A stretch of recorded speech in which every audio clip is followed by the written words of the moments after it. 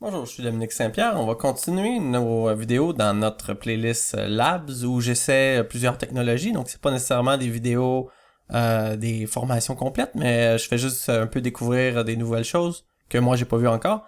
Donc, Microsoft ont implémenté leur propre version de Redis qui ont déployé sur Windows Azure tout récemment. Donc, je voulais voir ça, qu'est-ce que ça avait de l'air en fait. Donc ça s'installe avec NuGet. Donc je fais un NuGet install Redis 64 pour la version 64 bits. J'ai déjà Redis installé sur ma machine. Donc ils ont décidé de distribuer ça par NuGet. Je trouve ça assez intéressant. Même si c'est pas une librairie en tant que telle, c'est vraiment euh, une application en soi. Donc ce que ça nous donne, c'est le Redis Client et le Redis Server. Donc Redis Tradition CLI et Redis Tradition Server.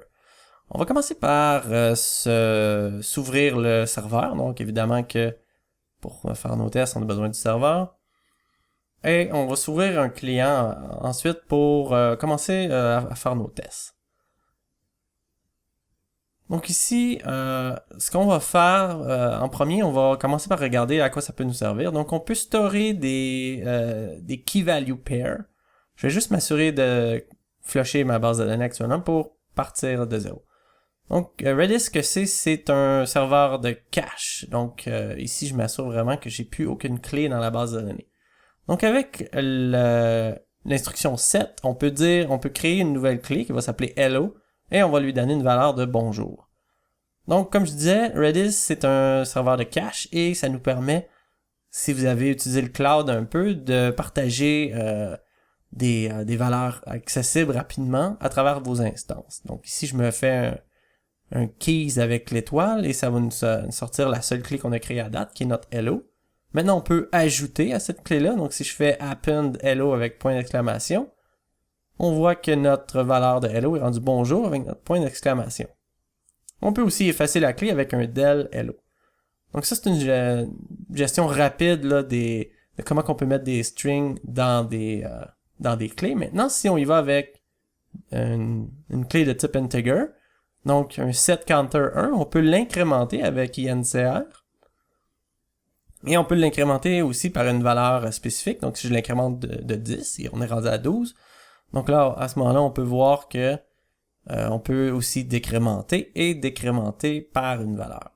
Donc encore là, ça peut être très intéressant. Donc on se rappelle ici que Redis, son but premier, c'est vraiment d'être entre probablement votre serveur web et votre serveur de base de données. Donc ça agit comme un accès très très très rapide à des informations que vous avez besoin rapidement. C'est pas pour faire du storage.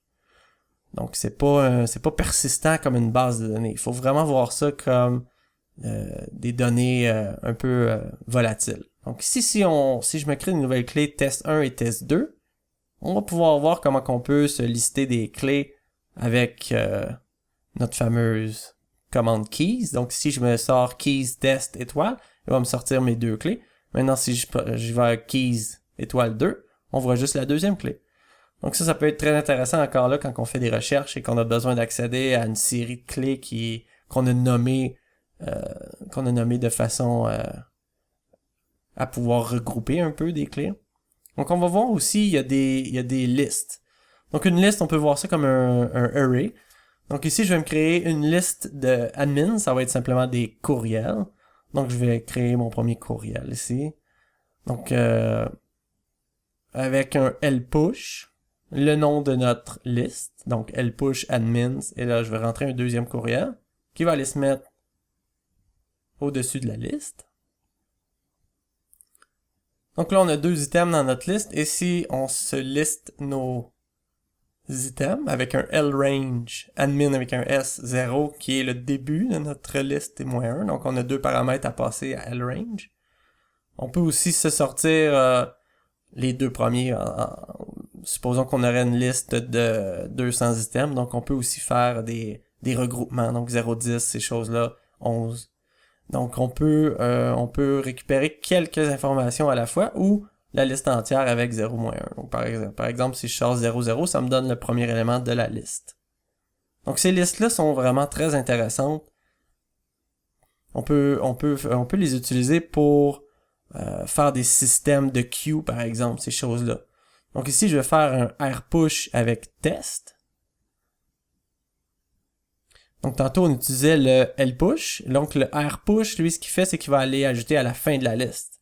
Donc notre lpush lui ajoute au début de la liste, le rpush ajoute à la fin de la liste. Donc on a aussi l'équivalent avec le lpop et le rpop qui sort les items de la liste. Donc si on veut voir combien d'items on a dans notre liste, on y va avec un len, et le lpop lui vient de sortir le premier item de notre liste. Si on regarde avec un lrange admin 0-1 maintenant, on n'a que ces deux emails-là actuellement.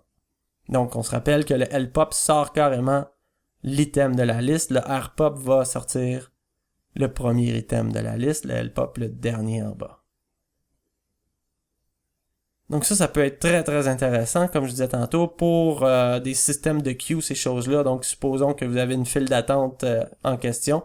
Vous pouvez avoir une liste à gauche et une liste à droite. Donc ici, ce que je vais faire, c'est que je vais me créer une nouvelle liste user et je vais rentrer un email là-dedans et je vais sortir l'item de ma liste user, donc avec un rpop et lpush pour le rentrer dans une nouvelle table. Donc ici, ce qu'on lui dit, c'est rpop lpush user temp. Donc dans notre liste temp, on va avoir l'item qui a été sorti de notre user. Donc ça peut être très très intéressant, comme je disais, pour un système de queue. Imaginez que vous avez énormément de choses à processer. Donc vous pouvez utiliser ce système-là très très facilement pour gérer des listes last in, first out, ces choses-là.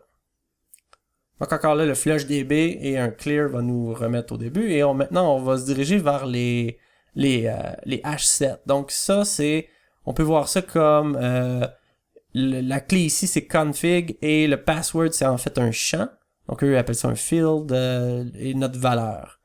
Donc, un hash set a des propriétés et ce hash set-là a une clé. Donc, ici, si on regarde, on peut aussi créer une autre propriété qui va être max attempt et celle-là va être de type int. Donc encore là, très très intéressant. Ici, on peut faire un hash get all. Regardez ce qui est spécial avec le get all, c'est qu'en plus de récupérer les clés, on récupère aussi les valeurs. Donc c'est peut-être pas nécessairement ce qu'on voudrait. Par contre, ça peut être intéressant de récupérer tout ça. On va voir comment on fait pour récupérer juste les champs bientôt. Donc ici, on peut effacer notre clé en question, qui était max attempt à l'intérieur de notre hash set config. Et maintenant, il nous reste qu'un seul item, notre password.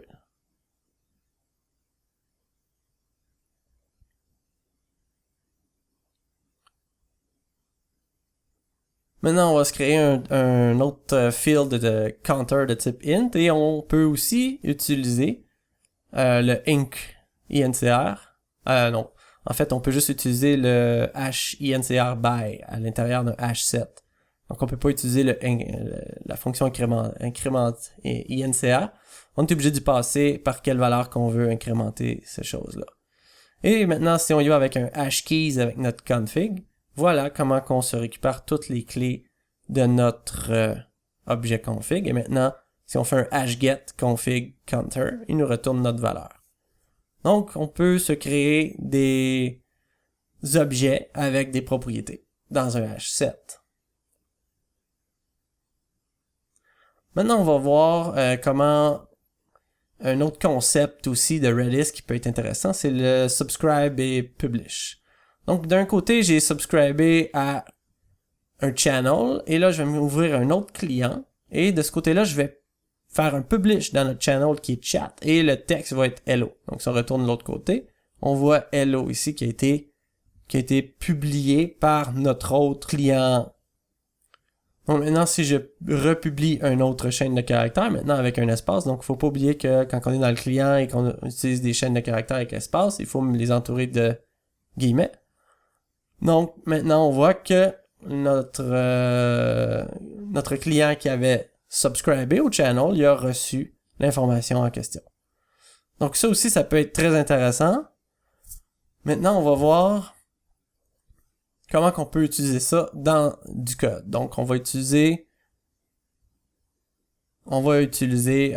Node.js pour faire une petite application assez rapidement qui va nous permettre de voir comment utiliser le client Redis Et là, je vous rappelle qu'on est toujours dans l'implémentation de Microsoft. Donc, vous pouvez vous créer une base de données Redis très rapidement sur Azure. On va probablement voir ça dans un vidéo futur. Donc ici, ce que je vais faire, c'est que je vais aller m'installer le client Redis pour Node, donc npm install Redis. Donc une fois qu'on a notre client Redis installé, on va l'inclure dans notre module ici. Donc avec un var Redis est égal à require de Redis. Donc là, je vais juste me créer une fonction très rapide de test et cette fonction-là, je vais l'appeler immédiatement. En fait, ce script-là, on va simplement l'appeler à la ligne de commande. Donc, on va se créer notre client Redis avec un redis.createClient. Par défaut, il va prendre le bon port qui est 6379 et 121.00.1 comme host. Mais on pourrait aussi le spécifier ici directement quand on crée notre client. Donc maintenant, si on fait un set sur la clé hello, donc on se rappelle que dans Node.js, c'est asynchrone par défaut, donc on va mettre la valeur world dans notre clé hello, et maintenant on va créer notre callback avec notre erreur et notre reply. Donc si jamais on a une erreur, on va s'afficher un petit message à l'écran.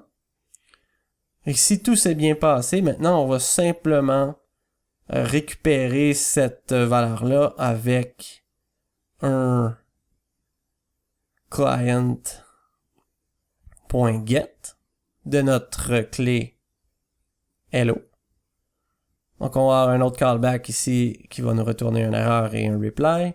Et techniquement, si tout va bien, on devrait avoir notre string world dans notre reply. Donc ici, on va juste afficher erreur si jamais il y a une erreur, et on va afficher console.log la valeur de hello, donc qui devrait être dans notre reply, comme je disais tout à l'heure.